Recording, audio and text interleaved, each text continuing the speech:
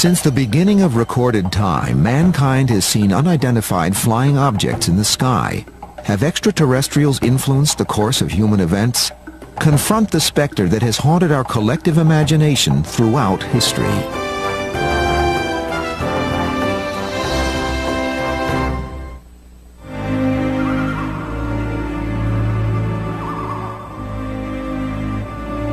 For thousands of years, we have gazed in awe at the night sky.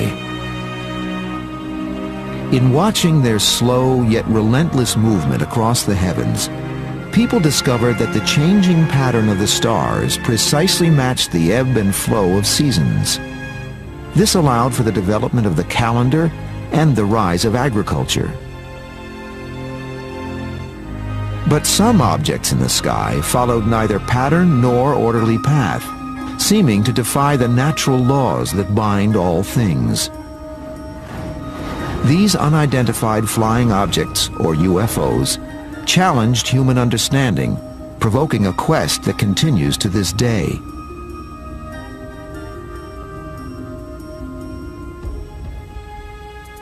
You'd have to say that UFO evidence goes back as far as man has left any records at all, because even in ancient cave art, 20,000 years ago or so, in France and Spain, there are objects, drawings that look like modern flying saucers. So you'd have to go back that far if you wanted to start some point in time when the first UFO report was recorded. Forever frozen in silence and in stone, these provocative drawings raise questions which are debated to this day. For some, these shapes represent gods or ancestral spirits. But for others, they are ancient depictions of spacecraft, ancient aliens.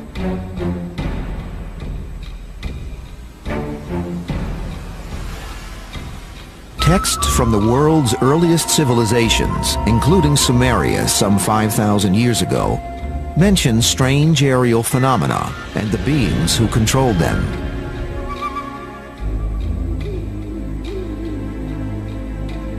There are ancient records in which people describe different kinds of flying objects which they have seen. In some cases, the people were describing what they understood to be flying vehicles piloted by various categories of living beings. There are written accounts which describe this in great detail.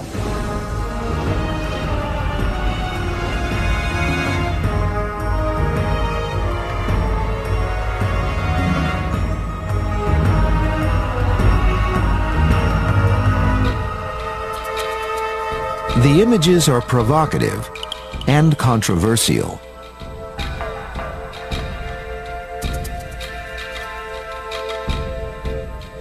A lot relates to how you interpret the signs that we see. Is a sketch on the wall an alien in a space helmet? Is it a diving helmet? Or is it just a decorative piece of work from a science fiction writer of several thousand years ago? So the further back you go, the harder it is to interpret. Despite increasing public support for the notion that UFOs may have been visiting the Earth since the dawn of history, the scientific community is overwhelmingly skeptical about the subject. Ancient people saw weird things in the sky, and they were convinced that these were symbols of God's intentions. Their lives were controlled by the gods. And in every case that I am aware of, there is an alternate explanation. It could have been a meteor, which they didn't understand. It could have been some ball lightning. It could have been any kind of thing that was just totally unknown to primitive man, and so they always interpret these things in terms of supernatural. Despite scientific skepticism, the annals of human affairs contain many curious examples of strange objects seen in the sky. One of the earliest written records of an encounter with a UFO comes from Egypt, more than 3,500 years ago.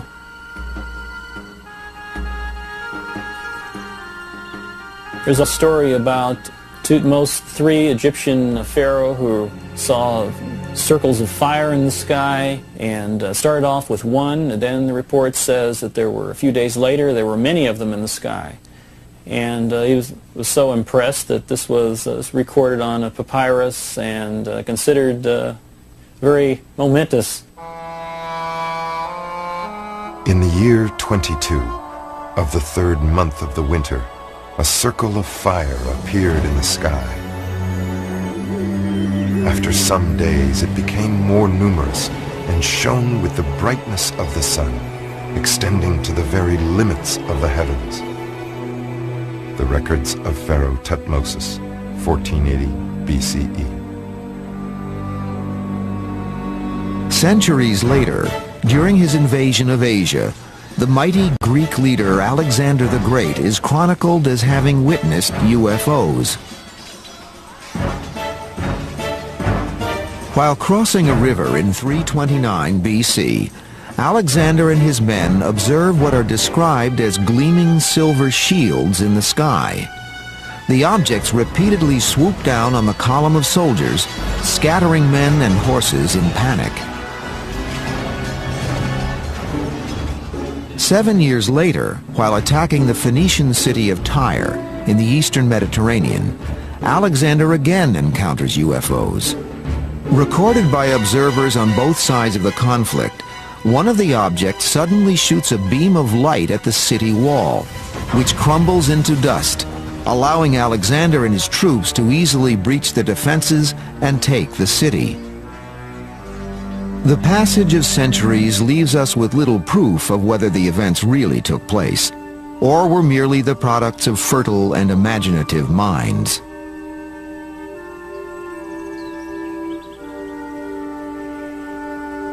Remember, the working hypothesis for historians for hundreds of years has always been that mankind is alone, that there are no intruders from outer space, that there were no advanced civilizations, that our civilization, and each generation thinks this, is at the peak. We're it. Well, unless you throw out those assumptions, there's no way you're going to get at the truth of these old accounts. Many of the accounts are mystifying indeed. Medieval Europe was the scene of a mysterious incident in 1463 when a strange slab-like object reportedly appeared in the sky. Surrounded by flames and a bright light, it glided eerily above the landscape. This drawing was made by Hermann Schaden, a witness to the event. A century later, another witness recorded this unearthly occurrence above the skies of Nuremberg, Germany. On the morning of April 14, 1561, huge round cylinders were said to have appeared above the city. Smaller circular objects emerged from them, appearing to engage in battle with one another. 5 years later, a similar display was reported above Basel, Switzerland. This time, many of the objects attacked one another, were consumed by fire, and then vanished without trace. Once again, the encounter was documented by a local witness. By the early 19th century, the world seemed to be resonating to the mysterious presence of unidentified flying objects. Countless theories were proposed as to what they were and where they came from. A lot of the ancient stories about UFOs are really stories about angels and leprechauns and things of that sort, which existed in the mythology of the time. They're, I think, a product of the very powerful fantasy ability of the mind. After all, everyone dreams. The subject of UFOs is a sensitive one, with supporters on opposing sides of an ongoing debate. We have today an enormous body of evidence of people seeing consistently reported beings in terms of their shape, their size, little details that indicate a phenomenon is going on where those beings are associated with spacecraft, flying saucers, call them what you want. So I think as an explanation, oh, people are just seeing the same leprechauns that they saw before, is a foolish explanation. Maybe the people back then were seeing the same little gray guys that are coming here now. For centuries, scholars have grappled with the question of what UFOs may be, the possible identity of their occupants, and where they may have come from. Unfortunately, answers are hard to find.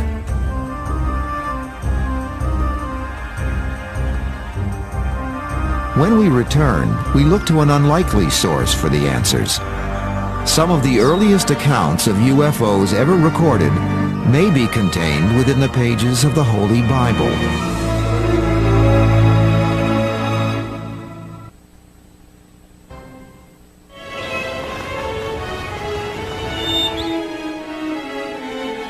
The saga of events that once played out against the landscape of the Middle East is enshrined in the Western world's most revered book, the Holy Bible. In recent years, the Bible has been increasingly touted by some investigators as a collection of stories describing encounters with aliens and UFOs. But the topic is controversial. Can the sacred nature of the biblical texts be challenged? With the decline of religion that has been experienced by a great many people, I think people are looking for an alternative that is more scientific. And so the possibility of life is one that has been suggested by scientists. So the next best thing to having a supernatural intervention in our world is to have UFOs visiting us from another civilization. So I think there's a certain would-be religious urge that has moved in the direction of supporting UFOs. The search for humanity's first possible contact with alien beings in prehistoric times leads to an unlikely place, to the Bible's earliest chapters, to the book of Genesis. Genesis describes conditions in the world at the dawn of time.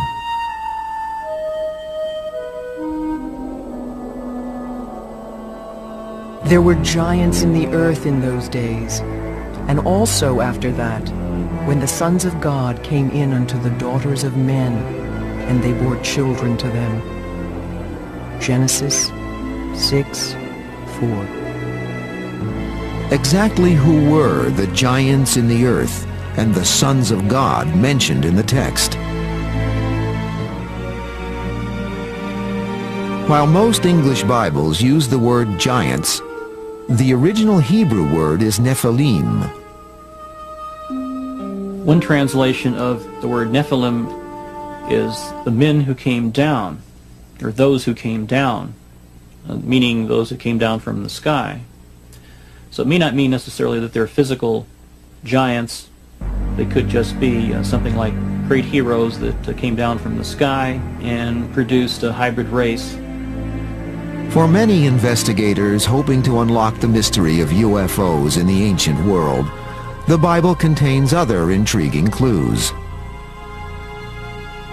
The Bible is full of UFO references that can be interpreted as such, and they were very well recorded. One of the best examples of classic UFO story is the story of Moses. 3,500 years ago, an epic period in biblical history begins when Israelite slaves are finally released from bondage in Egypt. Under the leadership of Moses, they begin a 40-year trek through the wilderness, en route to the Promised Land. But according to the Bible, something very mysterious guides the multitude through the barren desert.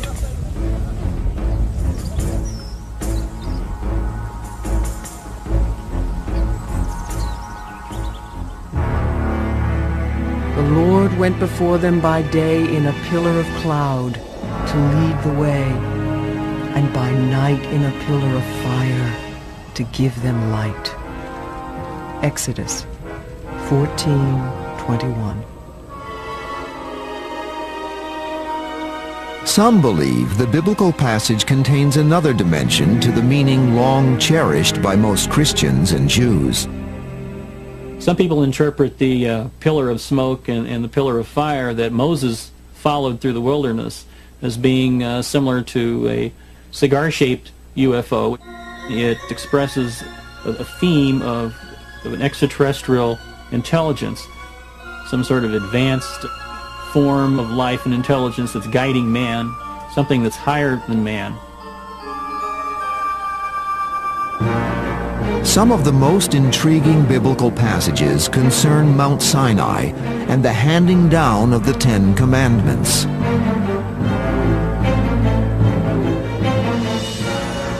Mount Sinai was covered in smoke because the Lord descended upon it in fire, and the smoke ascended as the smoke in a furnace, and the whole mountain quaked loudly.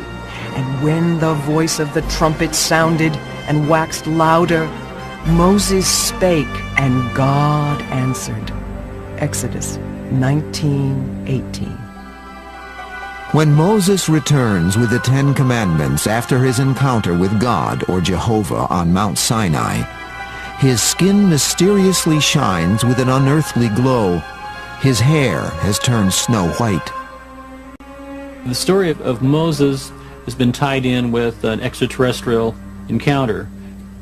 His hair was turned white, which some have linked with the possibility of radiation exposure and so forth. It's easy to see how this could be regarded as a classic UFO encounter. The notion that the Israelites may have been led to the Promised Land by some form of extraterrestrial entity has attracted many adherents in the last few decades. But understandably, scientists and religious leaders fiercely challenge the idea. We're dealing very much with an interpretation, and we're dealing with an issue that I think has potential for being highly controversial, because after all, if you say that Jehovah is an ET, then that changes the basis of Judaism and Christianity in a very fundamental way. But it is a question of interpretation. It's so easy to speculate. You can look at almost any story and find something that could have been signs of an extraterrestrial.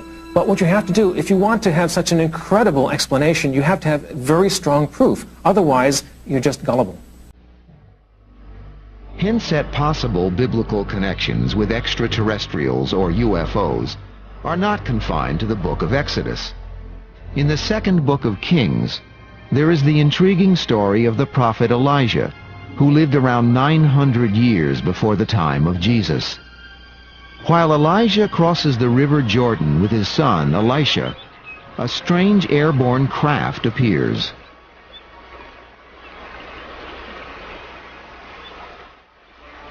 And it came to pass as they went on and talked that, behold, there appeared a chariot of fire and horses of fire, and parted them both asunder.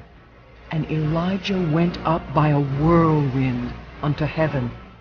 And Elisha saw it and cried, and saw his father no more. 2 Kings 2:11. In all ancient cultures, you will have descriptions of flying chariots of different kinds. For example, a chariot drawn by horses that flies through the sky and so on. In many cases, people today will interpret these as UFOs, that is, some kind of vehicle that flies under its own power. Just over 3 centuries after Elijah's ascent into heaven in a chariot of fire, another strange incident occurs. This time it concerns the Hebrew prophet Ezekiel. He is believed by some to have encountered alien spaceships on at least 4 separate occasions. In one account, he describes a clearly mechanical device under the control of human-like figures.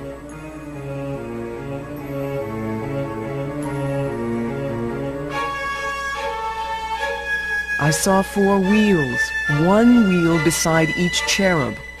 In appearance they were like sparkling topaz, and all 4 were alike, like a wheel within a wheel. They moved in any 4 directions, never swerving from their course. Ezekiel 10:8.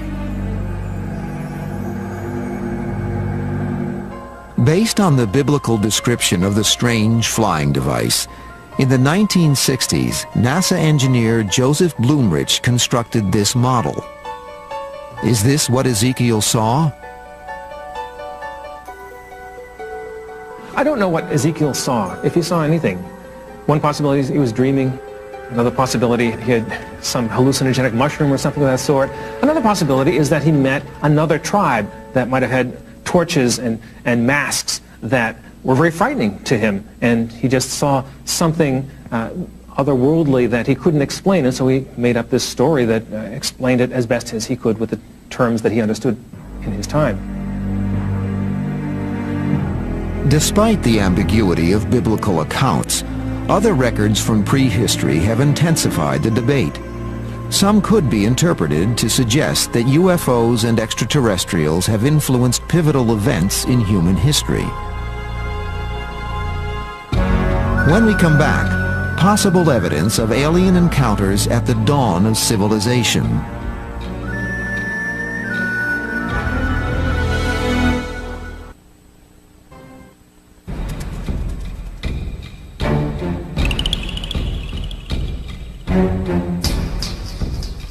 Artifacts discovered throughout the Near East speak of a time when humanity's ancestors came to Earth from the heavens. Hundreds of clay tablets and cylinder seals depict human-like beings with wings, linking them with the sky, and always conspicuous, the stars.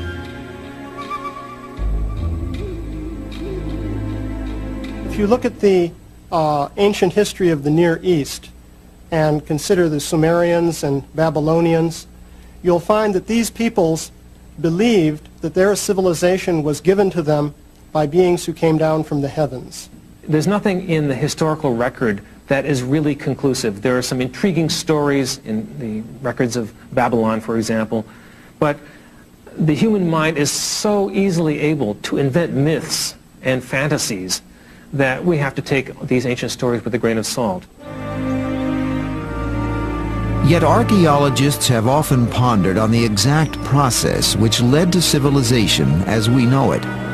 For it was with the suddenness of a sunrise that human ingenuity and engineering skills arose from the Stone Age and burst forth onto the landscape of history.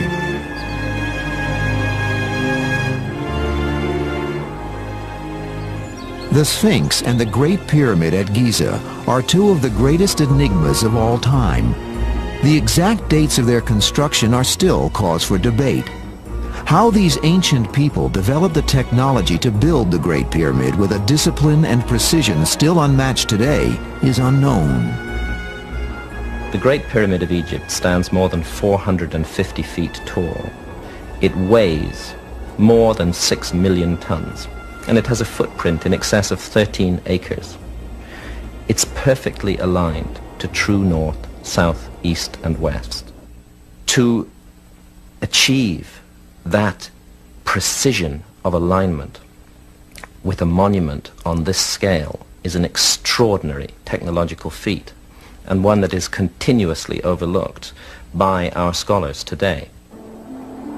Suddenly, out of nowhere, this extraordinary monument, a high-tech achievement by any standards, just appears on the desert.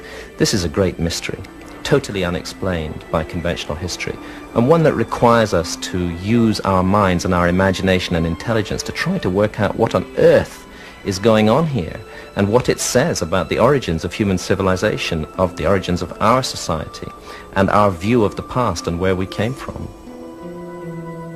My sense is that we're missing a huge part of the human story. I think it's possible, indeed probable, that we are a species with amnesia, that we've lost the record of our story going back thousands of years before so-called history began. And I think if we could go back into that dark epoch, we would discover many astounding things about ourselves.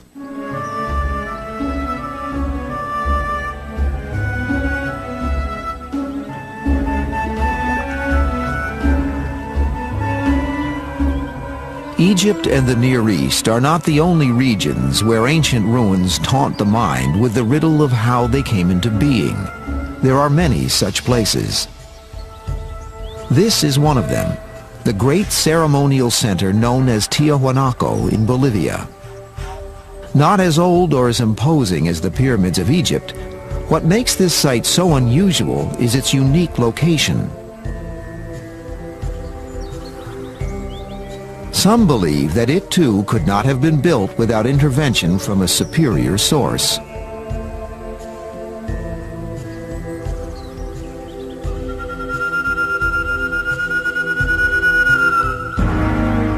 The biggest blocks at Giza weigh 200 tons. The biggest blocks at Tiwanaku weigh 400 tons. 400-ton blocks of stone used to create enormous constructions, 12,500 feet above sea level, in an area where it's almost not possible to grow any food today. The altitude is so high that the crops come out of the ground stunted. And yet again, we're asked to believe that this was done with massive labor forces hauling on ropes, pulling these blocks along. It defies belief to imagine that this was how it was done. You could not support ever a large labor force at that altitude. Whether we like it or not, we're looking at the evidence of a technology, and one that we don't understand. Like the Giza site, the site of Tiwanaku also incorporates extremely precise astronomical alignments.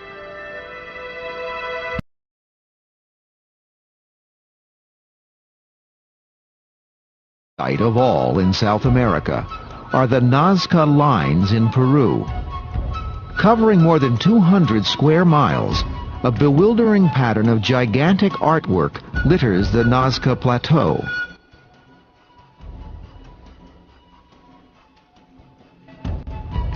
In addition to figures of birds, spiders, and animals, arrow-straight lines stretch out to every point of the compass. Believed to have been laid down here more than 2,000 years ago, they are observable only from a great height.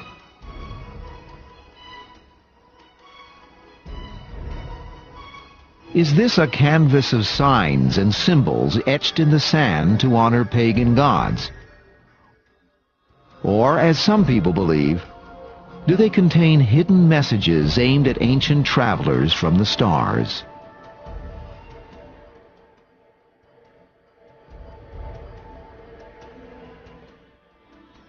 These are very remarkable sculptures made by essentially moving pebbles so as to change the color tone of the desert surface. It appears that many of these patterns of lines seem as though they're oriented towards the heavens in some way. We really don't know what they were for or what or how they were interpreted by the people who made them. I think that this may be one explanation, that the Nazcans were projecting these into the sky and using them for religious and ceremonial purposes. But the Nazca lines really do constitute a mystery. No one really knows what they were for. Like so much of the ancient world, Nazca broods silently, its secrets lost in time.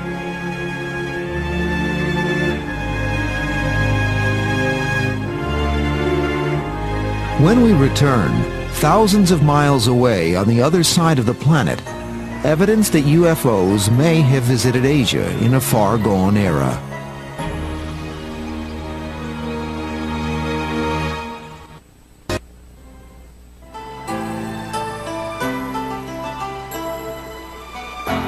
Asia, ageless land of 1,000 legends.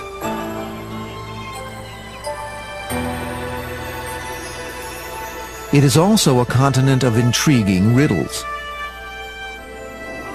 During the 1920s, while exploring northern China, famous Russian artist Nicholas Roerich wrote of a remarkable incident in the Himalayas.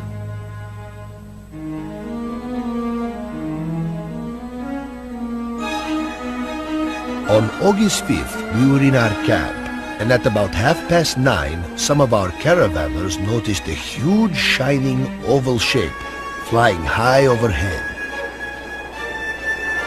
It came from the north at great speed, crossing our camp before disappearing into the clear blue sky. It had a bright, luminous surface, brilliant in the sun. Nicholas Roerich, Travel Diary, 1926.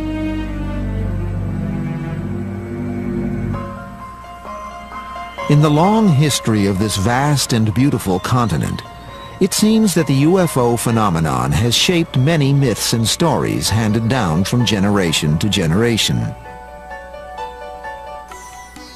A brief glance at the texts of ancient India is revealing, for here too we find the haunting presence of strange phenomena observed in the sky. Gurkha, flying a swift and powerful Vimana, hurled a single projectile charged with all the power of the universe. An incandescent column of smoke and flame, as bright as 10,000 suns, rose with all its splendor. The Mahabharata.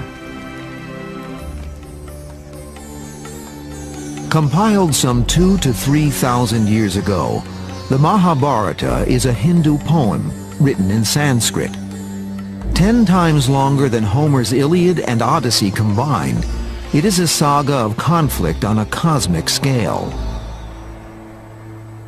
The plot of the Mahabharata, which is the great epic of ancient India, has to do with an invasion of the Earth by negative extraterrestrial forces. Basically, the idea was that governments of the Earth were taken over by beings coming from other planets who had the desire to control and exploit the situation for their own personal benefit. The story goes on to describe how godly forces intervened, and finally there was a great battle here on the Earth in which the issue was resolved and the negative forces were repelled. Another epic poem, the Ramayana, was written more than 2,000 years ago. It too tells of conflict and conflagration in India's distant past. The Vimana was a weapon so powerful that it could destroy the earth in an instant. It made a great soaring sound in smoke and flames, and on it sits death, the Ramayana. Prominently featured in all these stories are strange flying devices referred to as Vimanas. Could they have been UFOs?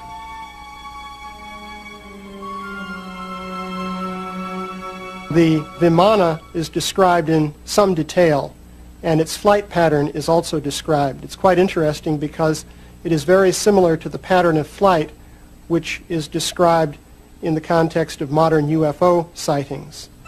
For example, the Vimana would move in a very abrupt zigzag fashion. It would sometimes disappear from sight.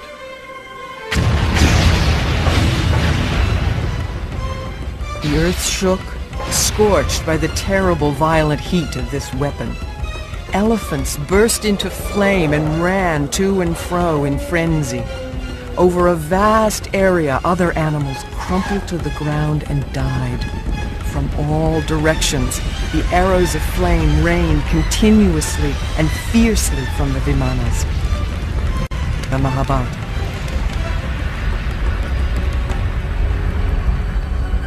They were described as flying fortresses that were used for aerial battles. They also attacked people on the ground. They sent out missiles, according to these translations, interpretations. Sort of like a modern UFO report, except war was taking place. Could great aerial battles have been possible more than 2,000 years ago? Compelling though the stories may be, the debate continues over whether they were fact or fantasy. I think the ancient Hindu descriptions of flying machines are probably fantasies, sort of like the Buck Rogers myths of flying rocket ships long before they really existed. The easy way out is mythology, old science fiction, if you will. The realistic way is to say that those people were describing things that they didn't understand, but that were real. What we need is an open-minded effort to look at these things from the viewpoint of modern technology, possibly admitting that even we can't do some of the things that are described.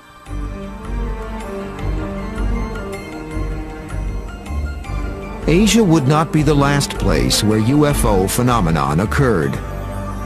When we return, a spate of sightings appears throughout the four corners of the modern world and causes a sensation.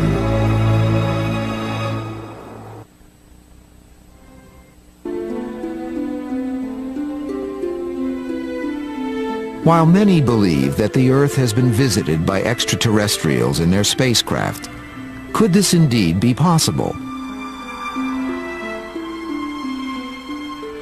Reports of strange, unidentified flying objects have continued to trickle in throughout the centuries, echoing incidents in ancient times.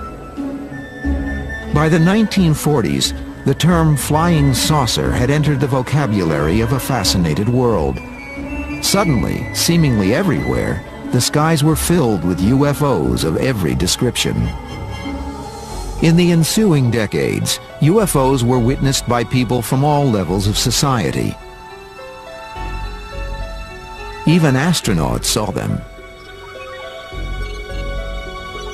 I personally believe in UFOs, and I believed in UFOs before I got into the space program. I just personally believe that there are other civilizations somewhere out there that people are traveling from. This was in the early 1950s when I was flying fighters in Germany. And these objects were coming over our base that appeared to be the same kind of formations that we fly in our fighters. On occasion, their movements were more erratic than ours, which meant they could really accelerate laterally and accelerate fore and aft more readily than we do. But we felt that they looked very much like high-flying fighters, except they had no wings. They were certainly higher and faster than any airplanes we know of here on Earth at that particular time, and they certainly appeared to be saucer-shaped and metallic.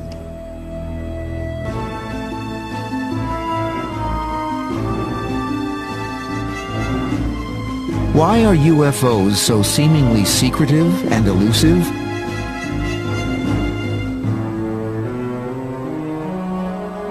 If extraterrestrials are visiting the Earth, some believe that this question only can be answered by direct face-to-face contact with them.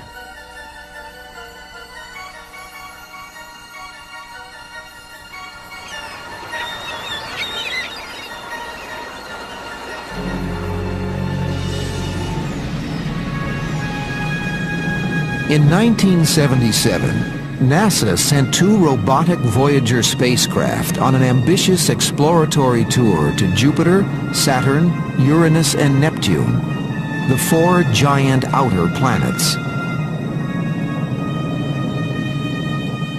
Their epic journey took 12 years to complete, but they acquired more scientific data about our solar system than had been learned in the previous 5 centuries. Could this be the UFO's mission to planet Earth? To explore our world on behalf of another technologically advanced civilization somewhere in the far-flung reaches of the cosmos?